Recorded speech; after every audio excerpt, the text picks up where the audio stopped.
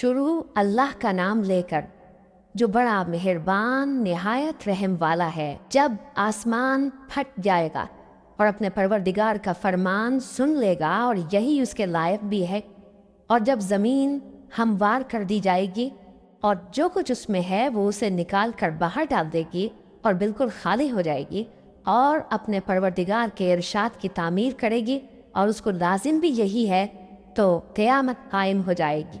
اے انسان، تو اپنے پروردگار کی طرف پہنچنے تک خوب تکلیف اٹھاتا ہے، پھر تو اس سے جا ملے گا۔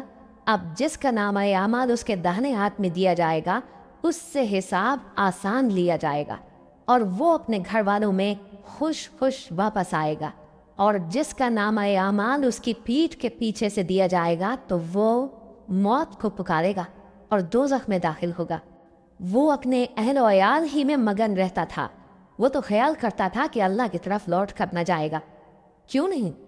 اس کا پروردگار تو اس کو دیکھ رہا تھا۔ سو میں شام کی سرخی کی قسم کھاتا ہوں اور رات کی، اور جن چیزوں کو وہ اکٹھا کر لیتی ہے ان کی، اور چاند کی جب وہ پورا ہو جائے، کہ تم لوگ درجہ بدرجہ ضرور چڑھو گے۔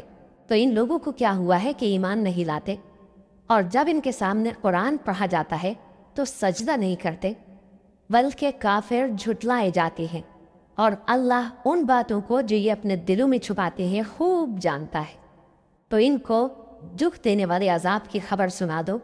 ہاں، جو لوگ ایمان لائے اور نیک عمل کرتے رہے ان کے لیے بے انتہا اجر ہے۔